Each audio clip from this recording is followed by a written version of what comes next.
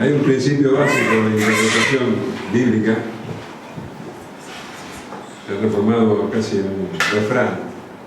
Un texto fuera de contexto es un pretexto. Y es una gran realidad. No se puede extraer una porción de la Biblia sin tener en cuenta el contexto anterior, todo el hilo del razonamiento del autor anterior a ese pasaje, ni tampoco lo que viene a continuación. Si uno quita todo eso, entonces, bueno, tiene un pasaje en el aire y prácticamente puede hacerle decir lo que uno quiera. Puede hacer una interpretación completamente libre, incluso dar una explicación sobre ese pasaje completamente opuesta a la intención que tuvo el autor cuando escribió este texto. Y haciendo eso, sacando el texto de su contexto, bueno, es fácil manipular. Exactamente eso es lo que hace Satanás. Ese es el estilo de Satanás, esa es la forma en que Satanás trabaja. El Señor Jesús dijo que Satanás fue un homicida y un mentiroso desde el comienzo, desde el principio, y que cuando él miente, cuando él engaña, bueno, lo hace desde su propia naturaleza, esa es su naturaleza. Satanás es un mentiroso. Y lo vemos justamente al comienzo de la historia, cuando engañó a Eva. Él manipuló la palabra de Dios. En Génesis 2:16 leemos: y mandó Jehová Dios al hombre diciendo: de todo árbol del huerto podrás comer, mas del árbol de la ciencia del bien y del mal no comerás, porque el día que de él comieres ciertamente morirás. De todos los árboles podés comer, menos de uno, del árbol del conocimiento del bien y del mal. Pero la serpiente astuta, cuando vio que Eva estaba sola, se acerca a ella, y fíjate lo que pasa en Génesis 3:1. Pero la serpiente era astuta más que todos los animales del campo que Jehová Dios había hecho, la cual dijo a la mujer, y acá vemos cómo tergiversa la palabra de Dios: con que Dios os ha dicho, no comáis de todo árbol del huerto. Fíjate cómo tomó la palabra y la disfrazó, la torció para sus fines. Y así hace Satanás.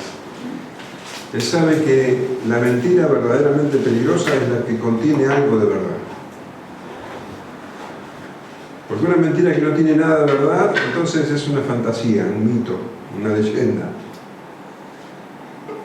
Pero hace daño cuando tiene un poco de verdad, porque ahí está el verdadero engaño.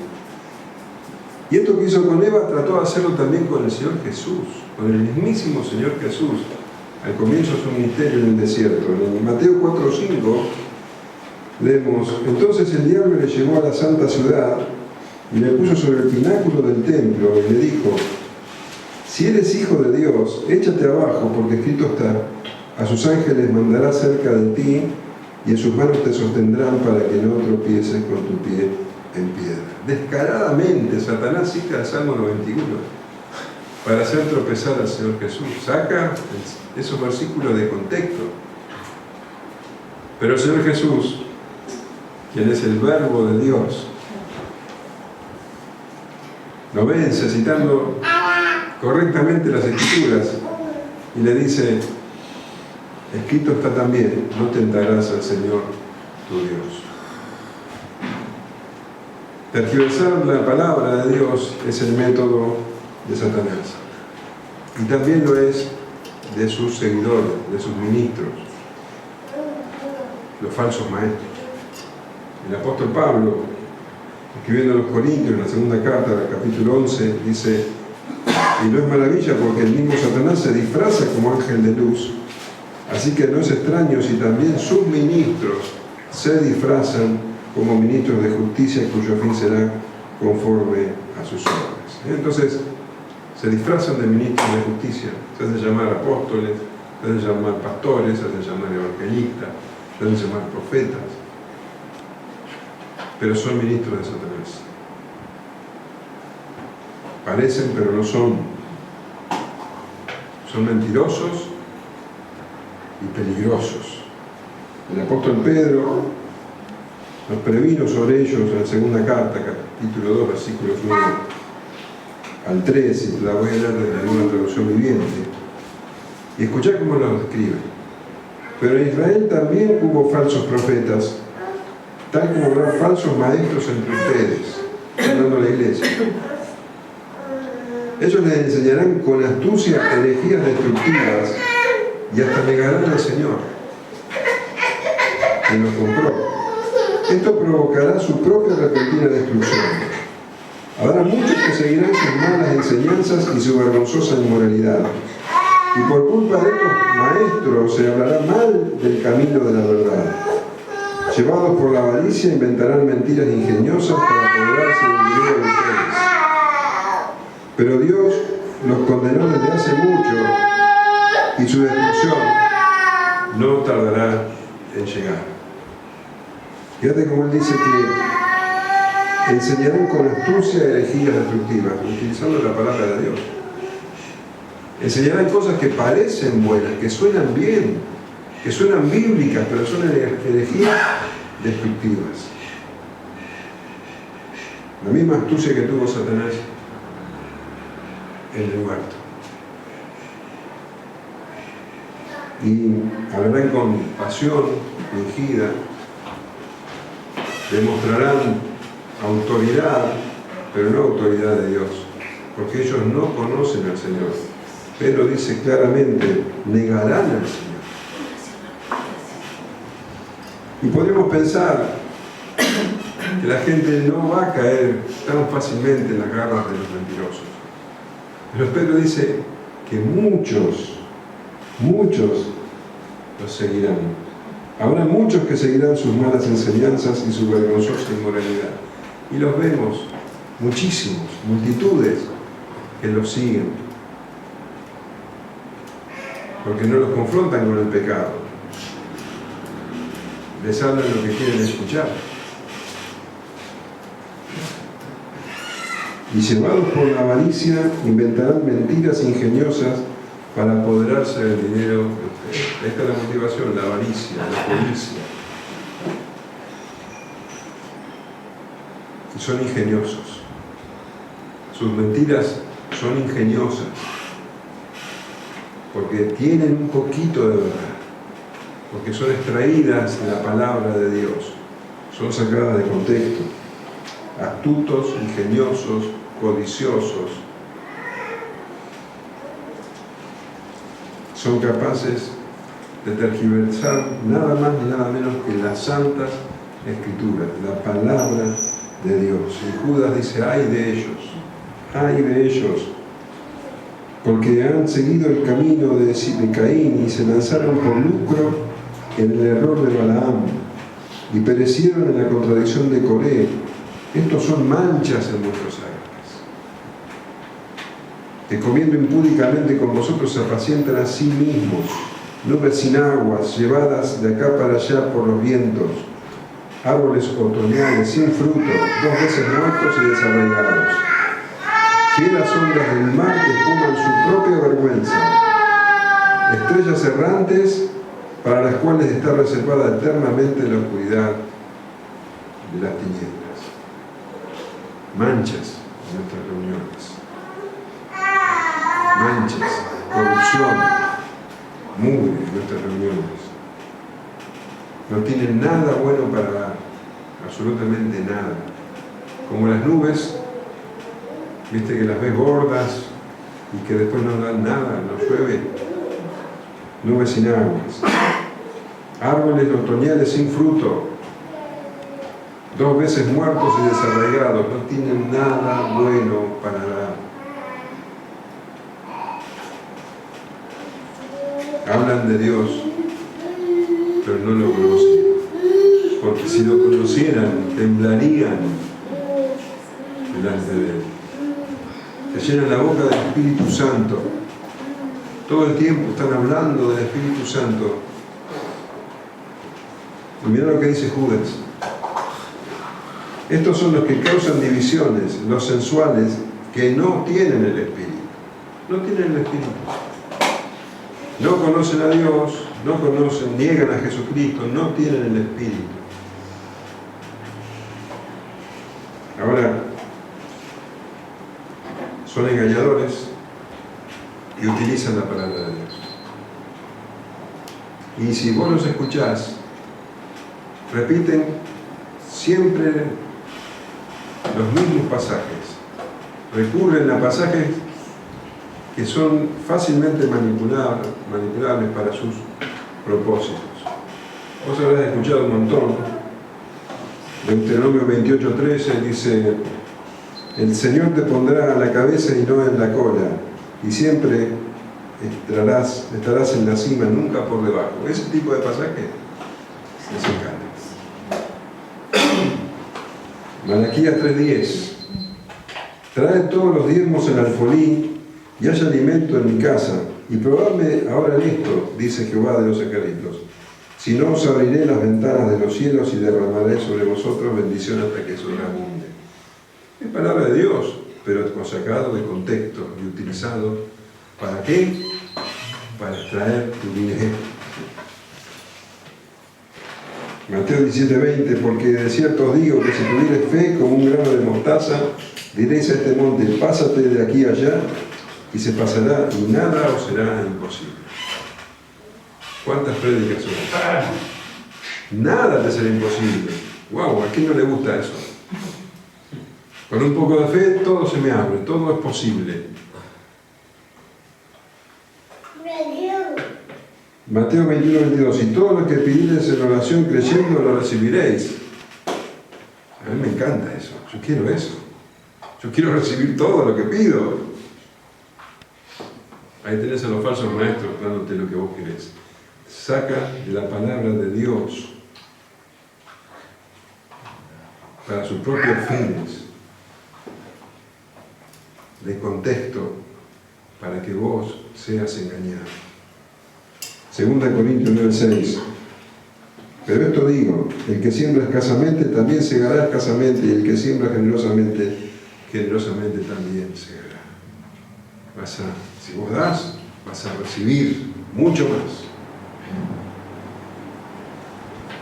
Es la palabra de Dios sacada de contexto, manipulada. Y de todos estos pasajes, probablemente el que vamos a leer ahora sea de los más usados. Muy usado sobre el tema de las ofrendas. Y como has escuchado muchísimas predicaciones y enseñanzas sobre este pasaje, vas a tener que abrir un poco tu mente. Porque seguramente vas a tener montones de ideas que te inculcaron y que las tenés muy firmes en tu corazón, en tu mente. Vamos a leer Lucas 21, 1 al 4.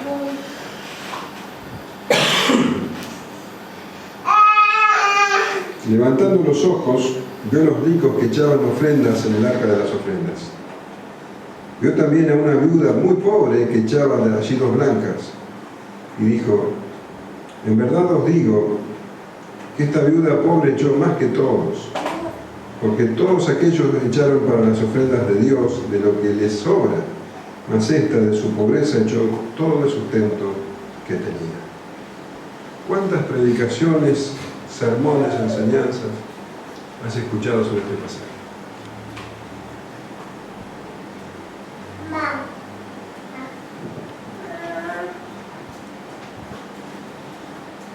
Algunos con buena intención, no todos los que predican este pasaje equivocadamente son falsos maestros.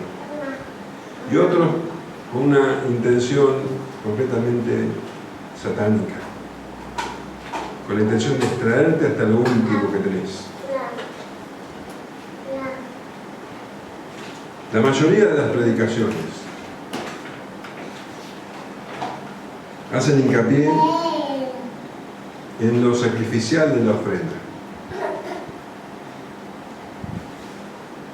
Estas predicaciones alaban, ponderan, exaltan la fe de la viuda. Entonces, ella no se guardó nada para sí misma, lo dio todo.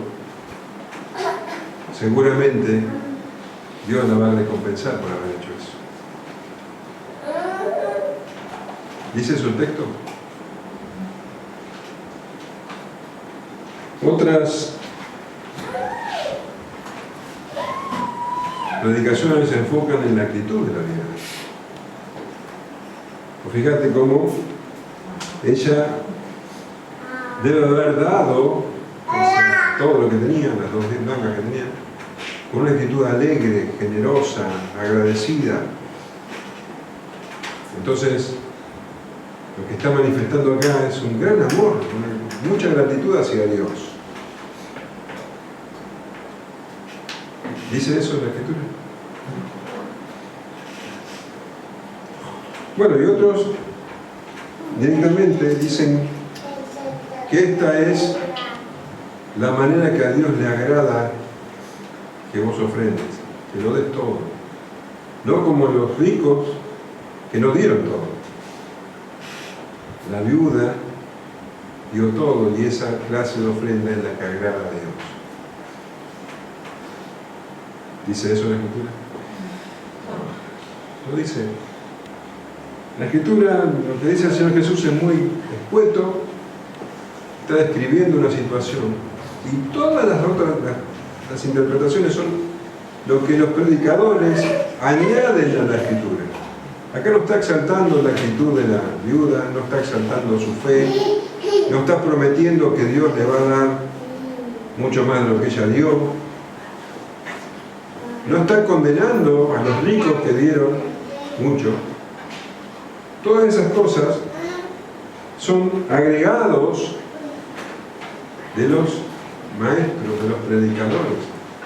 La Escritura no dice nada de eso. Lo que pasa es que se le saca de contexto y se le añade, conforme al propósito del predicador. Tenés que preguntarte, ¿enseña esta porción algo sobre la manera de ofrendar? Jesús está diciendo, bueno, ustedes hagan como hizo la viuda. ¿Está exaltando Jesús a la viuda? Dice, por ejemplo, como en muchas otras ocasiones, a la persona, tu fe te ha salvado. Le dice, se para el Señor Jesús y va a la viuda y le dice, como diste tanto, tu fe te ha salvado, vete en paz. Habla algo sobre que Dios va a recompensarla por haber hecho eso. Todas añadiduras. No hay nada de eso en este pasaje. Todas esas interpretaciones que tenemos en nuestra cabeza por haber escuchado muchas veces y por haber quitado este texto del contexto, es lo que se ha agregado y que de ninguna manera está escrito.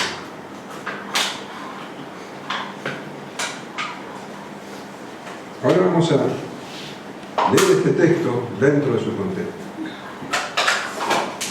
Vamos a recordar que estamos en la última semana del ministerio terrenal del Señor Jesús. Que ese domingo el Señor Jesús había entrado a Jerusalén, ¿te acuerdas? Y que la multitud lo había aclamado y había reconocido como el Mesías, el Hijo de David. Pero también nos muestra la Escritura que la multitud, si bien lo honraba, era por motivos equivocados, porque poco tiempo después, el viernes, esa multitud misma iba a gritar que lo crucificaran. Ellos reconocían que era el Mesías, pero esperaban un Mesías que establezca un reino terrenal. Ese entusiasmo pronto se iba a transformar en rechazo. Y el Señor, después de haber entrado a Jerusalén, leemos que entró en el templo ese domingo. Eso lo dice Marcos. Marcos 11:11 dice: y entró Jesús en Jerusalén y en el templo, y habiendo mirado alrededor todas las cosas como ya anochecía, se fue a Betania con los 12. Ese mismo domingo el Señor entró en el templo, ya era tarde. Y dice que, habiendo mirado alrededor, vio todo como estaba. ¿Y qué crees que vio el Señor Jesús? Vio corrupción. Vio un sistema religioso hueco, muerto. Vio que habían transformado ese lugar que debía ser casa de oración en una cueva de ladrones. Eso es lo que el Señor vio. Entonces no hizo nada ese domingo, pues ya era tarde, pero al día siguiente volvió. ¿Y qué hizo? Vamos a leer Marcos 11:15. Vinieron pues a Jerusalén, y entrando Jesús en el templo comenzó a echar fuera a los que vendían y compraban en el templo, y dejó las mesas de los cambistas y las sillas de los que vendían palomas, y no consentía que nadie atravesase el templo llevando utensilio alguno. Y les enseñaba diciendo: ¿no está escrito, mi casa será llamada casa de oración para todas las naciones, mas vosotros la habéis hecho cueva de ladrones? Se ha transformado en un negocio vil que enriquecía a los líderes religiosos. Y oyeron los escribas y los principales sacerdotes y buscaban cómo matarle, porque le tenían miedo, pero cuando todo el pueblo estaba admirado de su doctrina. Eso era la religión judía, un sistema corrupto, un sistema legalista, un sistema de obras, un negocio que enriquecía a algunos a costas del resto. Y esos escribas y también los sacerdotes, que se supone que eran los que guiaban a la gente en los asuntos de Dios, ellos tenían que enseñarle a ellos, a la gente, lo que dice la Escritura, a la forma en que se adoraba verdaderamente a Dios. Eso era su trabajo. Ellos estaban interesados en sus privilegios y en sus ganancias. Era lo único que querían. Y allí estaba el Cristo, el Hijo de Dios, que había sido anunciado por las Escrituras, por las profecías. ¿Y qué querían hacer ellos con él? Matarlo. Esa era la religión. En eso se había transformado el poder. Bueno, el Señor echa fuera a todos, perjudica el negocio de los sacerdotes. Y los siguientes 2 días fueron días de contención, días abrumadores, cansadores, porque los fariseos, incluso los saduceos, hasta los herodianos, vinieron con engaño a tratar de hacer caer al Señor Jesús en contradicción.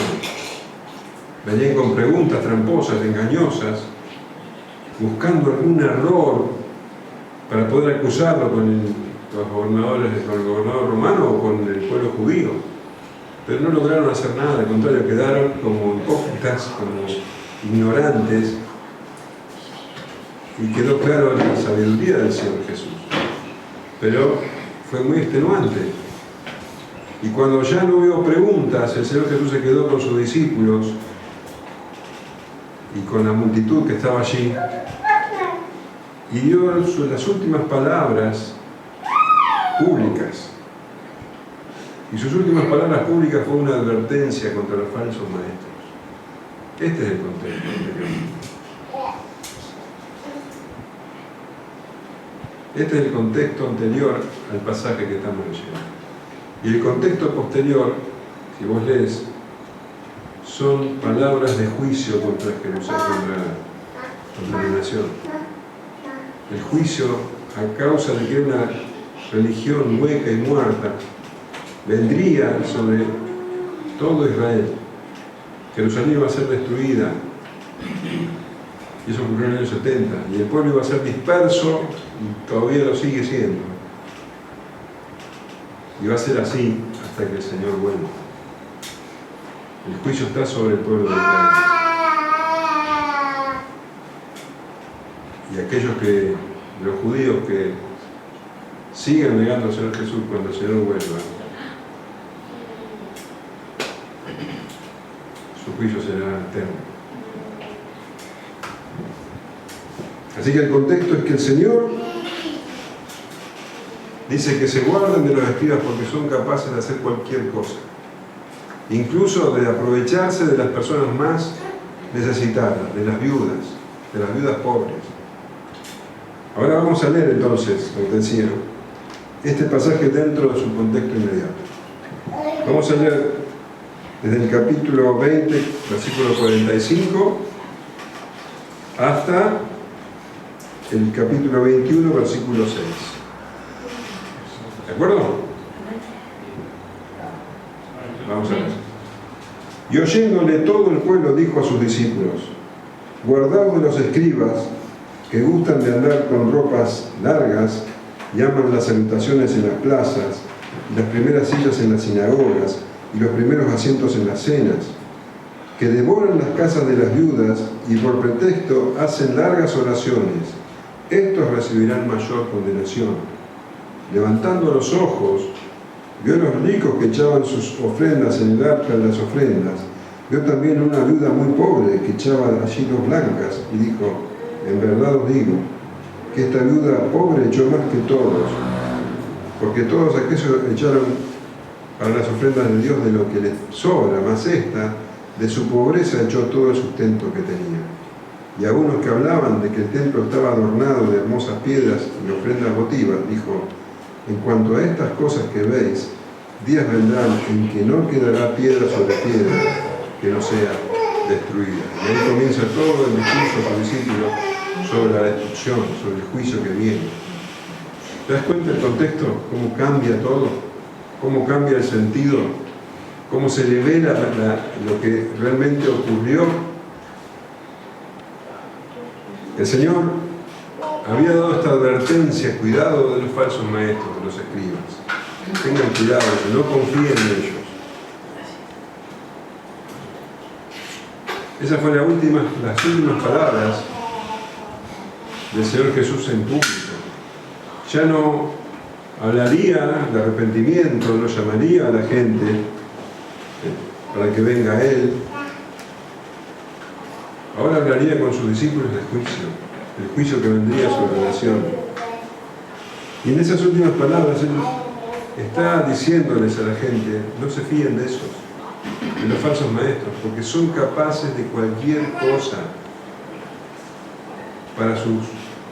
porque son codiciosos, porque son vanidosos, porque solo piensan en lo terrenal, solo piensan en sí mismos, son capaces incluso de devorar las casas de las viudas. Y como pretexto, bueno, se hacen los espirituales y hacen largas oraciones para engañar.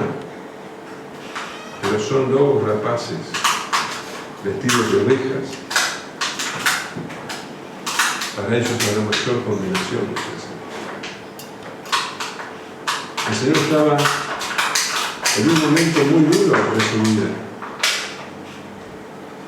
El Señor estaba triste.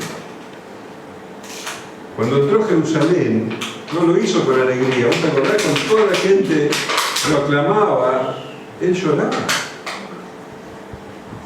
Lucas 19:41 dice: y cuando llegó cerca de la ciudad, al verla, lloró sobre ella, diciendo: oh, si también tú conocieses a lo menos en este tu día lo que es para tu paz.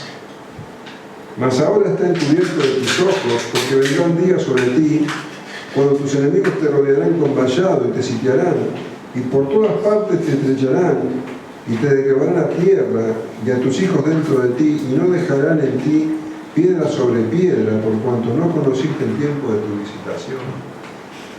El Señor estaba verdaderamente triste porque vendría juicio sobre Israel, porque Él sabía que lo iban a rechazar, que esa algarabía que había alrededor era momentánea, porque ellos no conocieron el tiempo de su visitación, no sabían quién era verdaderamente Él. Y el Señor estaba cansado. Después de tanta confrontación, les dijo que se cuiden de esas personas, capaces de devorar las casas de las viudas. Tan malvados, tan satánicos eran. Dice que levantando los ojos, imagínate la situación, el Señor sentado, mirando hacia abajo, supongo yo, muy cansado. Van a ver los pensamientos que habría en su cabeza. La cruz estaba a 2 días. La condenación de Israel era clara. Levantando los ojos, vio a los ricos que echaban sus ofrendas en el arca de las ofrendas. Ahí estaba la gente haciendo ofrendas a esa religión muerta, vacía. Y Marcos nos dice que el Señor estaba sentado cerca del arca de las ofrendas. Esto quiere decir que Él estaba en lo que se conoce como el atrio de las mujeres. ¿No te acordás que hace poco describimos un poco cómo es el templo? Hay un patio enorme, muy grande, que es el patio de los gentiles. Ahí podían entrar todos, judíos y gentiles. Después había un patio más estrecho dentro de ese patio enorme, pero muy grande, que era el patio de las mujeres. Ahí podían entrar judíos solamente, pero hombres y mujeres. En ese patio, que también era muy grande, entraban multitud de personas. En ese patio estaba el arca de las ofrendas. Y el arca de las ofrendas eran 13 cofres grandes, de madera, que tenían en la tapa, en la parte superior, una boca con forma de trompeta. ¿Viste la trompeta? De metal. Entonces cuando la gente venía y traía sus ofrendas, que eran monedas, no eran billetes como hoy, eran monedas, resonaban, porque era de metal. Y ahí estaba la gente, tiempo de Pascua, muchísima gente, había gente de todos lados, haciendo fila para dar sus ofrendas. Y el Señor miraba eso. Miraba cómo esa gente, que no entendía el tiempo de su visitación, estaba dando su dinero a esa religión muerta, corrupta. ¿Quiénes se enriquecían con eso? Los líderes. Allí estaba el Dios verdadero, el Cristo, y nadie lo miraba. Estaba él cansado, mirando cómo la gente daba su dinero creyendo que estaban sirviendo a Dios, sin mirarlo, el verdadero Dios, llevando sus ofrendas, poniendo en esas arcas de madera, haciendo que resuene su dinero. ¿Con qué motivación? Bueno, obediencia a la ley, obediencia a las tradiciones, buscando la aprobación de Dios, la bendición, también ostentando delante de los demás.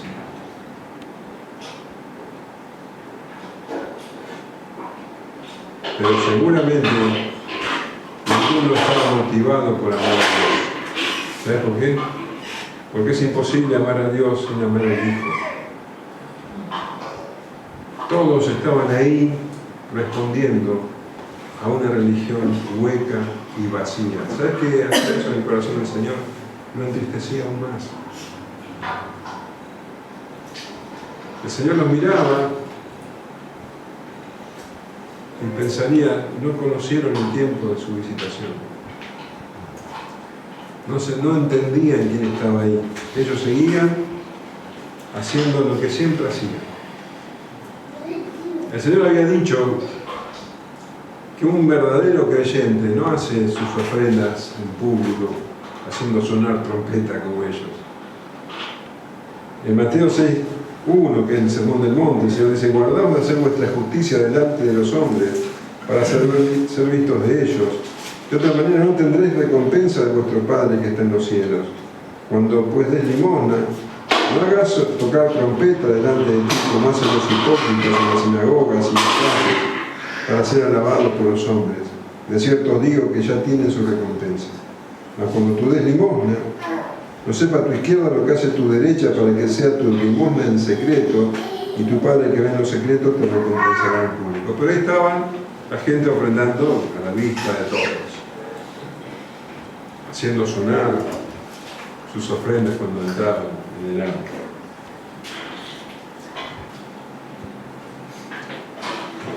Y el Señor estaba ahí sentado, ya había dicho todo lo que tenía que decir, ya había hecho las señales que tenía que hacer, ya no había nada más que agregar. Esas personas estaban rechazando al Dios verdadero. Esas personas que estaban ofrendando, ¿dónde después van a evitar que lo crucifiquen? Y dice que los ricos daban mucho.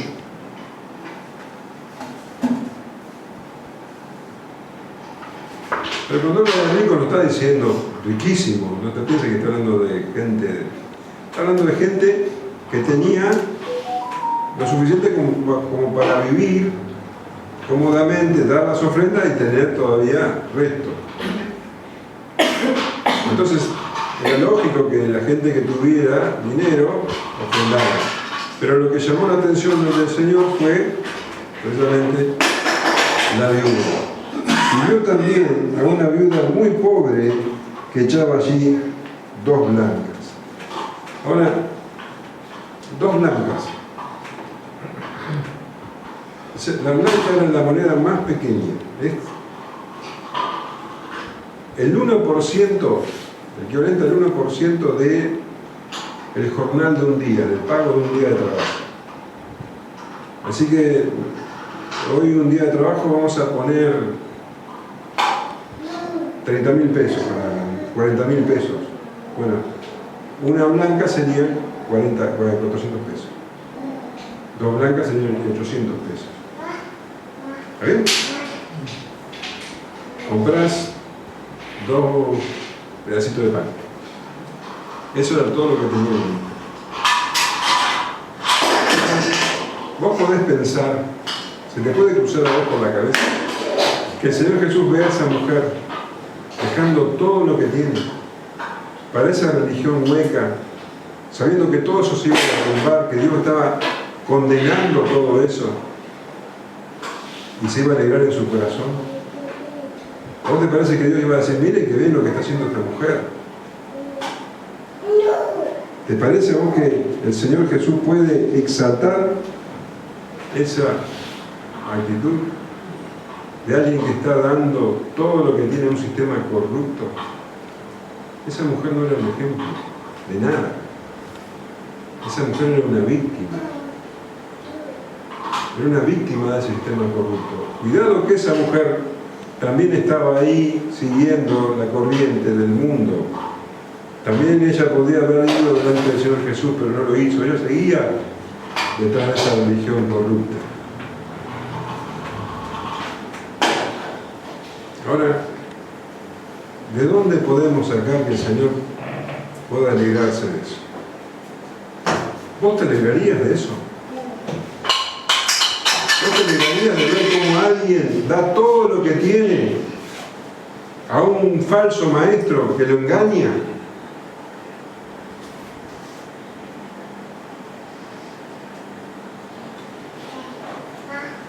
¿Te alegrarías de que una pobre viuda dé hasta lo último de su dinero, pensando que está sirviendo a Dios? Nadie se alegraría de eso.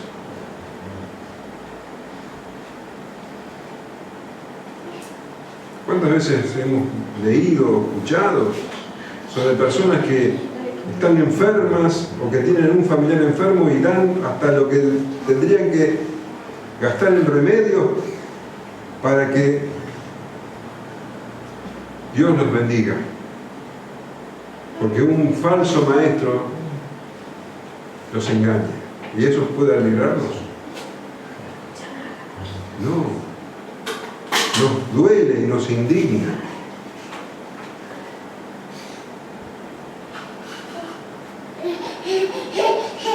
¿Qué clase de religión permite y alienta que alguien se quede sin nada? ¿Qué clase de religión permite y alienta que se despoje a uno de los más necesitados? ¿Qué clase de corrupción puede tener un alma para despojar así a la gente? Para enseñar que eso está bien y que es de parte de Dios. Y manipular las escrituras para eso.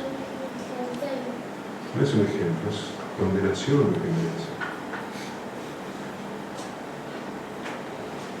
Qué tristeza.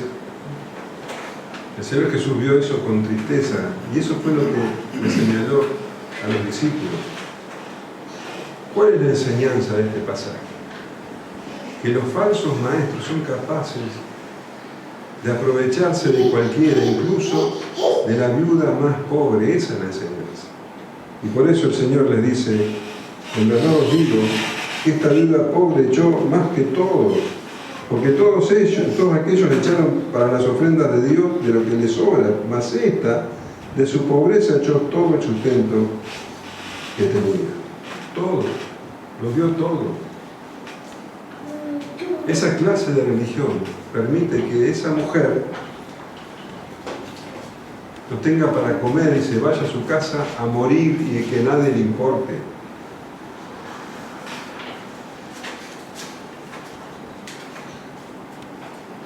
Esa no es la religión verdadera. La religión verdadera no se aprovecha de la gente, no despoja a la gente. Santiago 1:27 dice, la religión pura y sin mácula delante de Dios, el Padre, es esta, visitar a los huérfanos y a las viudas en sus tribulaciones y guardarse sin mancha del mundo. No se aprovecha de las viudas, las ayuda. No se aprovecha de los necesitados, los asiste. Porque la verdadera religión se trata de amor. El Señor le había dicho un rato antes a un escriba que le había preguntado cuál era el mayor mandamiento: amarás al Señor tu Dios con todo tu corazón, con toda tu alma, con toda tu mente, con todas tus fuerzas, y al prójimo como a ti mismo. En esto se resume la ley y los profetas. Esto es lo que hace la verdadera religión: amar.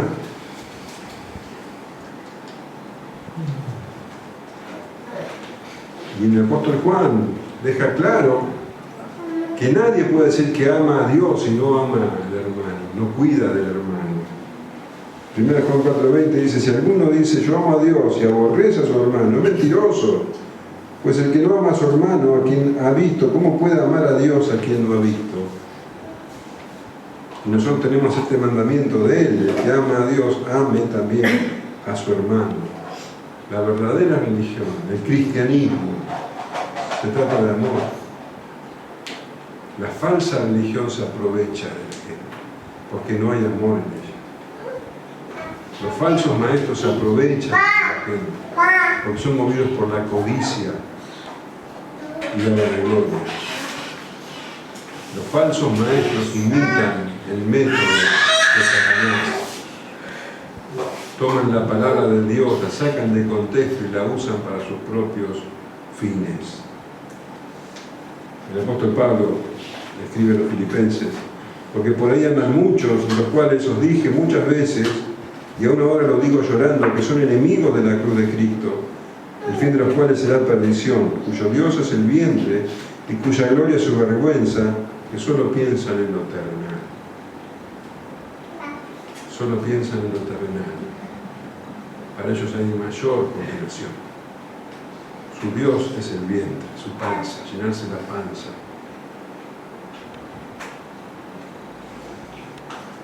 El Señor en su último discurso dijo que tengamos cuidado de los falsos maestros, porque son peligrosos, son mentirosos, son astutos. y son capaces de cualquier cosa, incluso de despojar a los más necesitados, a los que no tienen nada. Y como paradoja final, usan este pasaje que nosotros estamos leyendo para quitarle a la gente hasta lo último. Miren cómo hizo la viuda, que dio todo, así tienen que hacer ustedes, darlo todo. Vengan y vacíen sus bolsillos, vacíen sus carteras, porque esa es la ofrenda que agrada a Dios, porque Dios los va a bendecir. Lobos rapaces. ¿Sabes lo que dice el Señor? Para ellos hay mayor condenación. Devoran las casas de la viuda y por pretexto hacen largas oraciones. Estos recibirán mayor condenación.